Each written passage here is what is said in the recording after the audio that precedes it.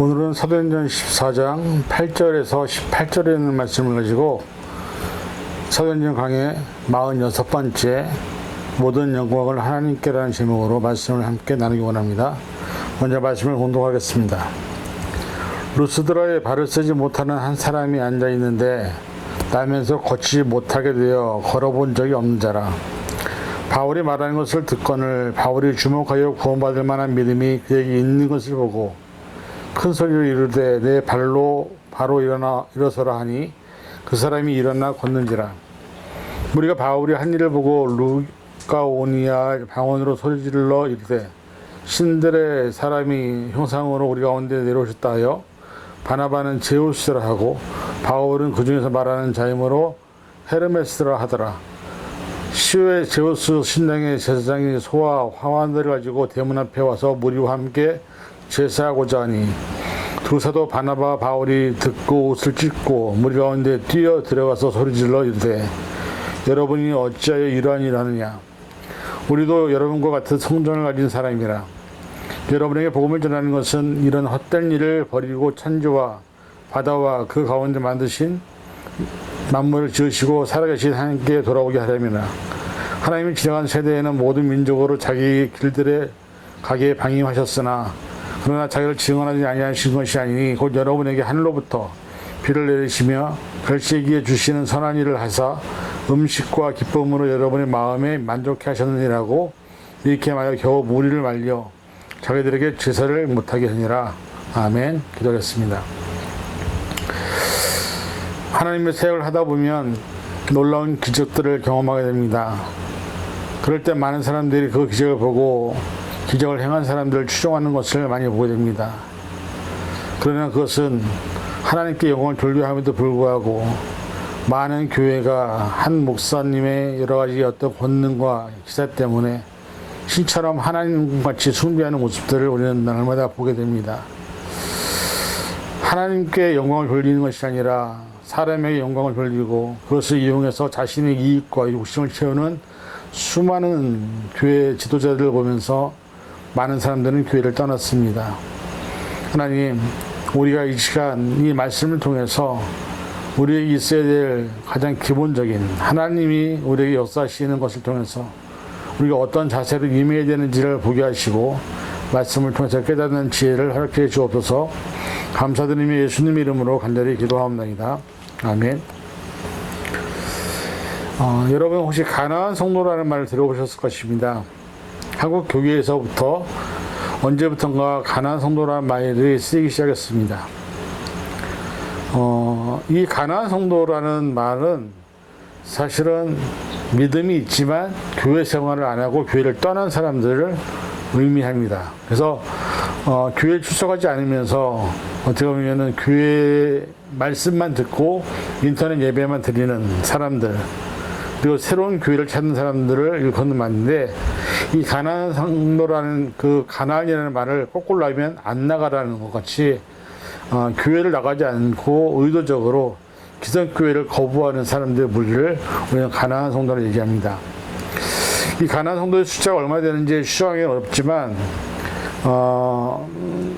한국 2004년도 한국 갤럽 조사의 결과를 보면 개신교 신앙을 가지고 있다가 교회를 떠난 사람들의 수가 무려 758만 명이 이르고 이 중에서 다른 종교로 개종한 사람들이 198만 명입니다. 그러면 560만 명은 개신교를 믿다가 무종교이 된 수라는 점을 감안할 때 가나안 성도의 수가 결코 적지 않음을 미뤄볼 수 있습니다. 근데 왜 이런 결과가 나타났을까? 물론 다양한 요인과 원인 때문에 사람들이 교회를 떠납니다. 근데 그 중에 가장 큰 비율을 차지하는 것 중에 하나가 뭐냐면 믿음이 있는 것처럼 보였는데 눈으로 보여지는 믿음이 없다는 것이죠.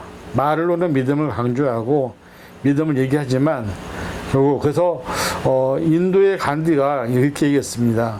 예수님은 좋지만 크리스천들과 교회를 단 싫다고 말한 것입니다. 왜냐하면 자기가 만났던 많은 크리스천들이 예수를 믿는다고 말은 하는데 눈으로는 그것을 볼 수 없었기 때문이죠. 일본의 우치무라 간조도 중국의 우진쇼 박사가 기독교인의 말과 행동을 보면 도저히 주님을 믿을 수 없다고 말할 수 있었던 건 역시 믿음에는 보이지 않는 모습이 있었기 때문이죠. 오늘 본문에 나타난 것이 어떻게 보면 그런 것이 아닐까요? 교회를 개척해서 어떤 지도자가 하나님의 능력을 받게 되면 놀라운 능력들을 발휘하게 됩니다. 근데 교회 사역에서 그런 말이 있습니다. 이미 1000명 이상의 교회를 갖고 있는 교회는 그것은 교회가 아니다. 기업이다. 그리고 사실은 그곳의 지도자는 어떻게 보면 그 성도들을 움직이는 하나의 신으로 존재한다는 것을 보게 되죠. 왜냐하면 자신의 말 한마디에 1000명이 움직이거든요. 근데 그러다 보니까 결국은 많은 사람들이 그곳을 놓지 못하고 그곳의 자리에 연연하다 보면 결국은 하나님이 원하시는 것, 또 하나님께 영을 돌리는 것이 아니라 자기에게 영광을 돌리는 것으로 포커스를 맞추게 되고, 그러다가 결국은 교회가 문을 닫는 경우를 우리는 수없이 많이 보아왔습니다. 교회 역사 안에서도 큰 지도자들이 분명히 있었습니다. 그러나 지금 현대 교회는 그런 지도자가 별로 없습니다. 큰 교회라고 해서 큰 지도자고, 작은 교회라고 해서 작은 지도자가 아니라 사실은 진정한 믿음의 모습이 있는 지도자가 과연 누구냐라고 있는 것이고, 그것이 하나님의 심판 앞에서 언젠가는 결정난다는 것이죠. 그래서 우리가 이 시간에 정말로 이 가나안 성도의 생각을 하면서 오늘 이 바울과 바나바가 처음부터 걷지 못한 사람을 고쳤을 때 이 루스드라에 있던 사람들의 행동, 그리고 그것에 대해서 바울과 바나바가 어떻게 얘기하는지를 통해서 우리가 하나님의 믿음 앞에 어떤 영광을 돌리는 일이 나타났을 때 과연 우리는 어떻게 하는 것이 진정으로 하나님께 기뻐하시는 일인가를 다시 한번 돌아보는 시간이 되었으면 좋을 것 같습니다. 사실 지난번에 말씀드린 것처럼 바시디 안디옥에서 바울과 바나바는 쫓겨났습니다. 왜냐면 너무나 많은 사람들이 믿었는데 그 중에서 믿지 않았던, 그다음에 믿음에 대해서 불신했던 유대인들의 어떤 여러 가지 협박과 또 어떤 역모로 인해서 이 사람들은 쫓겨날 수밖에 없었죠. 그리고 그 다음에 간 것이 이고니온이었습니다. 근데 거기서도 율법의 회당에서 말씀을 전했을 때 수많은 사람들이 믿음을 가졌지만 역시 거기서도 목숨의 위험이 처하는 여러 가지 어려운 상황을 만나야 됩니다. 그래서 결국은 그것을 또 떠나게 되죠. 그리고 온 것이 뭐냐면 오늘 본문에 드러난 루스드라는 곳이었습니다. 비록 바울과 바나바는 쫓겨서 이고니온으로 갔고 쫓겨서 루스드로 왔지만 그 쫓겨갔던 모든 상황의 섭리에는 하나님의 섭리가 있었다는 것이죠. 그리고 거기서 하나님의 놀라운 역사를 경험하게 된 것입니다. 그래서 오늘 본문에 보면 이 8절에 보니까 루스드라에 발을 쓰지 못한 한 사람이 있었는데 이 사람은 나면서 걷지 못하게 되어 걸어본 적이 없는 사람이었습니다. 바울과 바나바가 열심히 말씀을 증거하면서 있었는데 발을 쓰지 못하는 사람, 나면서 걷지 못하게 된 사람, 걸어본 적이 없는 사람, 이 세 번이나 표현되는 것을 보면 이 사람은 의학적으로 치료가 불가능했던 안진병이었다는 것이죠. 근데 말씀을 증거하면서 바울이 주목해서 그 사람을 봅니다. 그리고 그 사람에게 구원받을 만한 믿음이 그에게 있는 것을 보았다라고 구절에 기록하고 있죠. 바울이 말하는 것을 듣건을 바울이 주목하여 구원받을 만한 믿음이 그에게 있는 것을 보고, 이 사람이 몇 살인지도 모르고 이름도 모르고 태어난 후에 성인이 되기까지 한 번도 일어서주는 것이 없었던, 하반신이 마비되었던 젊은 중에 살았던 사람이었었는데, 그 사람이 말씀을 전할 때 하나님 말씀에 대해서 깊이 있는, 관심이 있는, 그리고 열정적으로 어떻게든가 말씀을 자기의 것으로 가려고 했던 그 모습이 바울의 눈에는 보였다는 것이죠. 사실 바시디 안디옥과 이고니온에서는 대중들에게 말씀을 전하는 그런 곳이었습니다. 그리고 거기서 복음을 전했습니다. 유대 회당이 많은, 즉 사람들을 손쉽게 만날 수 있는 장소에서 돈족인 유대인들에게, 이방인들에게 말씀을 전했던데 루스드라는 달랐다는 것이죠. 루스드라에 왔을 때는 바울과 바나바가 유대인의 회당을 가지 않았습니다. 왜냐하면 회당이 이 지역에는 없었기 때문이죠. 그리고 이 지역에는 오히려 로마 시대의 어떤 전통적인 사상들이 많이 깔려 있었기 때문에 사실은 여기서는 회당에서 말씀을 전하는 기회가 없을지도 모릅니다. 그래서 야외에서 복음을 전하게 된 것입니다. 그때 만난 사람이 바로 발을 쓰지 못하는 이 안진병이었습니다. 만약에 루스드라에도 만약에 회당이 있었다고 한다면 아마 바울과 바나바는 그냥 생각지 않게 늘 회당에서 말씀을 전했었기 때문에 회당으로 갔을 것입니다. 그러면 만약에 이 사람을 만날 수도 없었을 것인데, 문제는 뭐냐면 이 회당 안에는 이 앉아서 태어나면서 안전뱅이였던 이 사람은 절대로 들어갈 수 없었던 사람이었죠. 그리고 유대인의 회당이 없었다는 것은 하나님이 이 사람과 바울과 바나바를 만나게 하는 하나의 역사적인 사건을 이루기 위해서 이 사람이 있는 곳에서 바울이 복음을 전하게 된 것입니다. 공개적으로 말씀을 전하는 그곳에서 어둠 속에 살다가 절망 속에 살다가 좌절하며 살다가 의욕적으로 어떤 것도 할 수 없는 그 사람이 말씀을 들으면서 그 말씀에서 기쁨을 느끼고 희열을 느끼고 감격을 느끼고 그 말씀에 대한 것들을 정말로 열심히 생각하게 됩니다. 여기서 우리가 한 가지 기억할 것은 뭐냐면 말씀을 듣는 것이 얼마나 중요하냐는 것이죠. 만약에 이 안진뱅이였던 사람이 말씀을 듣지 않았다고 한다면 이런 기적이 일어날 수 있었을까요?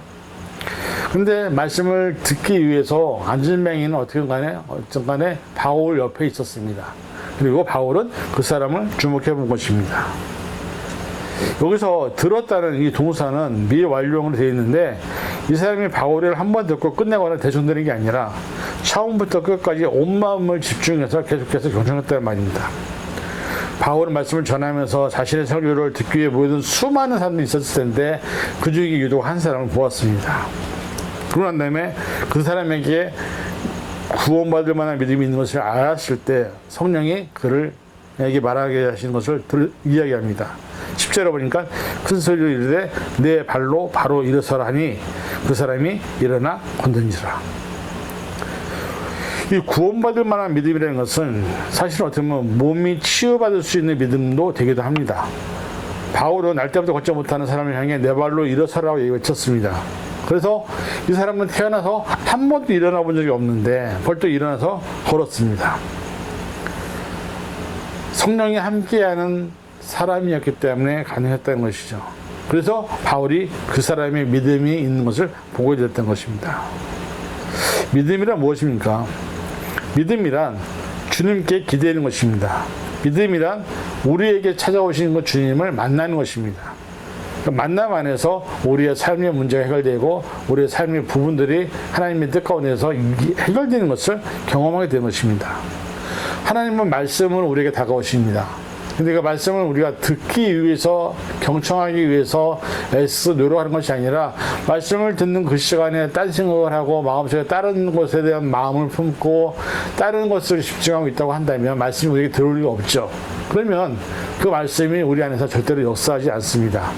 그래서 사실 우리가 말씀을 들을 때 그 말씀을 듣기 위해서 우리가 얼마나 집중하느냐, 그 말씀 앞에서 내가 얼마나 그 말씀에 사모하느냐에 따라서 하나님의 역사는 전혀 다르게 나타날 수 있다는 것을 우리는 보게 됩니다. 하나님은 우리를 지으신 분이기 때문에 우리를 너무 잘 아십니다. 그래서 사실 하나님이 우리를 만드셨기 때문에 우리가 말씀을 듣는 그 순간에 어떤 생각을 하는지 어떤 마음으로 지금 말씀을 듣고 있는지 다 아신다는 것이죠. 그래서 하나님의 말씀을 듣는 그것이 하나님께 결정되고 인정받을 때 우리의 삶의 문제는 말씀 안에서 해결책이 나오고 말씀을 통해서 우리의 삶의 모든 문제가 해결될 수 있다는 것을 오늘 본문 우리에게 교훈하고 있습니다. 여러분 말씀 들을 때 어떤 마음으로 들으십니까? 말씀을 들을 때 정말 간절한 마음으로 사모하는 마음으로 들으십니까? 환자는요 정말 의사가 나는 이 병을 고칠 수 없다라고 말하면요 환자는요 10%라도 잡는 심정으로 뭐든지 해봅니다. 왜? 병을 고치고 싶으니까. 근데 우리가 하나님 앞에 말씀을 듣는 그 순간에 우리의 마음이 하나님을 향해 있지 않고 하나님을 바라보지 않고 말씀을 들으려고 하지 않는다고 한다면 그 시간은 오히려 우리에게는 마이너스가 되고 하나님의 역사를 경험할 수 없는 시간이 된다는 것을 우리 시간에 깨달을 수 있습니다. 전 세계에 얼마나 많은 인구가 있습니까? 그런데 하나님은 그 모든 사람들 다 아십니다. 왜냐하면 하나님이 만드신 창조물이기 때문이죠. 하나님은 우리의 모든 것들을 다 아십니다. 자, 그럴 때 이제 문제가 생겼습니다.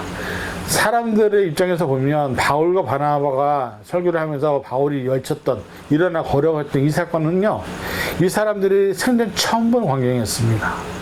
그래서 이 사람들이 뭐라고 말하냐면 11절 12절에 무리가 바울이 한 일을 보고 루가오니아 방언으로 소리질러 이르되 신들이 사람의 형상으로 우리 가운데 내려오셨다 하여 바나바는 제우스라 하고 바울은 그 중에 말하는 자이므로 헤르메스라 하더라 이렇게 고백하고 있습니다. 다리를 못 쓰는 사람이 벌떡 일어나니까 그 본 사람들이 이 사람에 대해서 이미 다 알았거든요. 근데 너무나 충격적이 되니까는 이거는 사람이 하는 일이 아니다. 저들은 신이다. 신이 보낸 사람들이다. 라고 하면서 난리법석을 띄웁니다. 근데 바나바를 거기서 제우스라고 표현하고 바울을 헤르메스라고 불렀습니다. 헤르메스는 그리스 신화에 나오는 12신들 가운데 가장 큰 주신인 제우스의 전령입니다. 대변자 역할을 하는 사람이에요. 그리고 제우스의 아들이었습니다. 그러니까 바울이 설교하고 발을 못 쓰는 사람들에게 발을 이르라 명령했으니까 루스더 사람들은 그 사람이 전령자라고 말하는 사람이기 때문에 헤르메스를 믿었죠.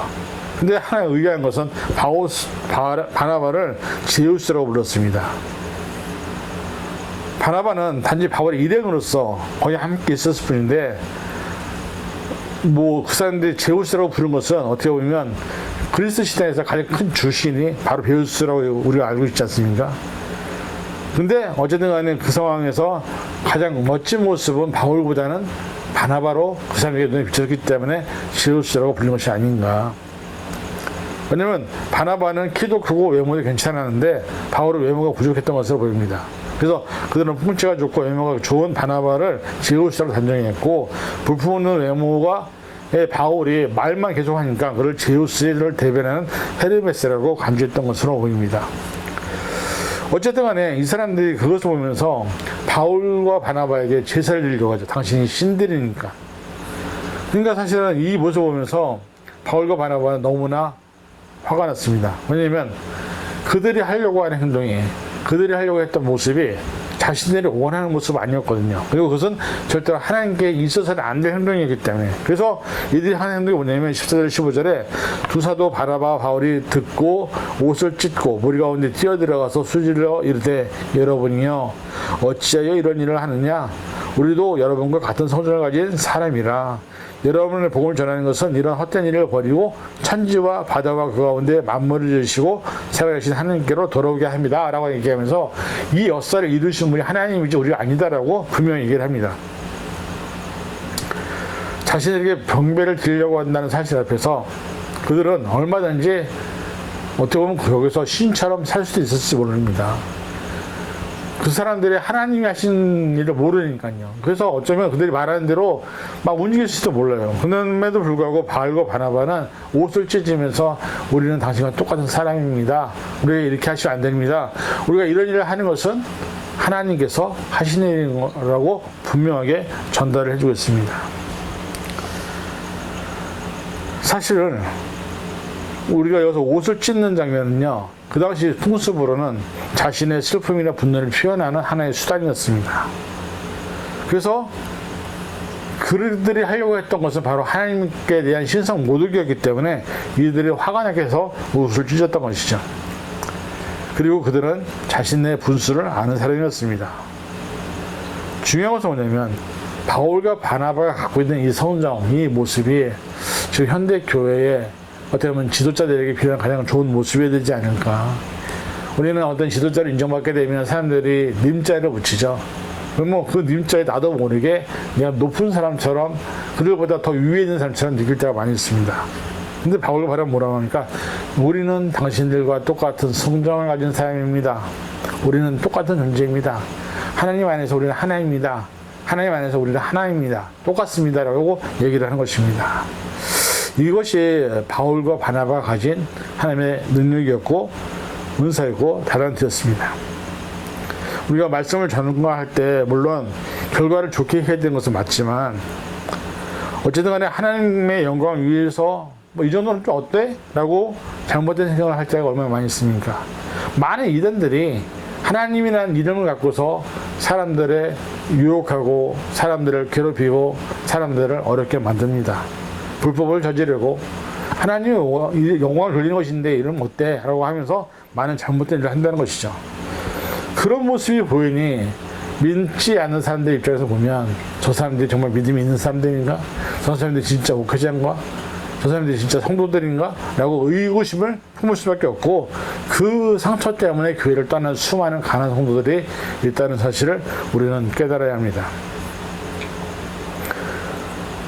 그리고 말하죠. 16절에 하나님이 지나간 세대의 모든 민족으로 자기 길들을 가게 방임하셨으나 하나님이 그들을 돌아오게 하셨다. 그래서 여러분에게 하나님을 알리기 위해서 우리 이 자리에 있는 것이다. 우리에게 이렇게 하는 것은 잘못된 것이다. 그래서 그 사람들이 제사하고 하려고 하는 것을 막게 되죠. 그리고 결국은 하나님을 알리게 되는 역사를 경험하게 됩니다. 하나님은 우리의 삶 속에서 하늘의 태양, 때에 따라 내리는 비, 결실을 위한 계절의 변화 등 자연계시를 통해서 사람들에게 당신의 어떤 존재인지를 날마다 보여주셨습니다. 아침에는 해가 떠오르게 하시고 때로는 비가 내리게 하시고 계절의 변화를 이끄시는 분이 하나님이심을 알지 못하기 때문에 우리가 잘못된 우상 숭배를 하는 경우가 많습니다. 루스드라 사람들에게 있어서 바울이 했던 그 일들이, 즉 우상에게 숭배하고 제사를 지냈던 것, 그것을 뭐라고 말하냐면 바울은 이런 헛된 일을 버리라고 말합니다. 눈에 보이는 것을 숭배하는 것이 헛된 일이었던 것이죠. 그래서 하나님을 찾으라고 분명히 얘기를 합니다. 여러분, 우리는 하나님이 없으면 한시도 살아갈 수 없는 존재입니다. 하나님을 도와주지 아니하시면 우리는 한순간도 숨을 쉴 수 없는 존재입니다. 오늘도 하나님이 숨을 허락하셔서 숨을 쉬고 있는 것이고요.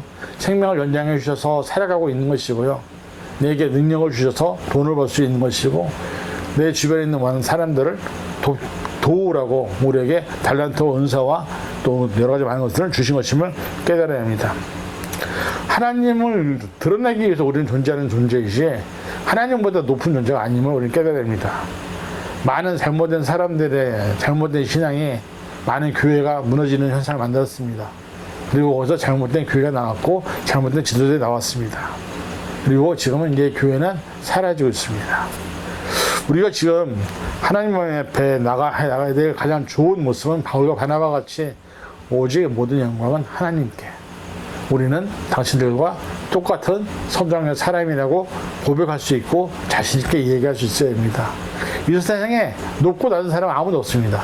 하나님 밑에 우리 모두는 자녀들임을 기억해야 합니다. 그래서 하나님 안에서 우리 한 형제이고 한 자매이고, 우리에게 주신 달란트를 통해서 그들을 섬기기 위해서, 그들을 도우라고 주신 것이지 그것을 내 것을 취하기 위해서, 내 욕심을 만들기 위해서 정말 우리에게 주신 것이 아님을 깨달아야 합니다. 결국 바울과 바나바가 했던 것은 뭐냐면, 자신들에게 나타나는 놀라운 기적과 역사는 하나님이 하신 것이라고 선포하고 있습니다. 저 여러분의 삶에서 하나님이 역사하지 않으셨다면 지금 이 자리까지 올 수도 없었을 것입니다. 또 앞으로 우리가 살아가는 삶 속에서 하나님이 함께 하시지 않는다면 우리는 어떤 일을 당해도 모를 수밖에 없다는 것입니다. 그래서 하나님이 나와 함께하는 그 시간 소중하게 생각하시고, 하나님이 나와 함께하는 매 순간순간마다 하나님께 감사하며 기뻐하며 하나님께 찬양하며 예배하며 말씀에 귀를 기울일 수 있는 믿음의 성도가 되셔서 하나님의 자녀답게 한순간 한순간을 내게 주신 삶에 최선을 다해서 살아가는 믿음의 10년들 될 수 있기를 주님의 이름으로 간절히 축원을 드립니다. 기도하겠습니다. 사랑하는 주님, 우리가 하나님이 없이는 한순간도 살 수 없음을 고백합니다. 하나님의 뜻이 있어서 우리를 여기까지 인도하셨습니다. 그리고 지금도 우리와 함께 계시는 하나님께서 우리와 함께 계십니다. 우리의 삶에 하나님의 역사를, 능력을 경험하게 하시고 하나님의 뜻을 따라 살게 도와주셔서 날마다 주님과 동행하는 삶을 살아갈 수 있는 우리가 되게 하여 주시옵소서. 이후에 우리의 삶을 통해서 나타나는 모든 일을 하나님께 영광을 돌리는 삶이 되게 도와주시옵소서. 감사드리며 예수님의 이름으로 간절히 기도합니다. 아멘.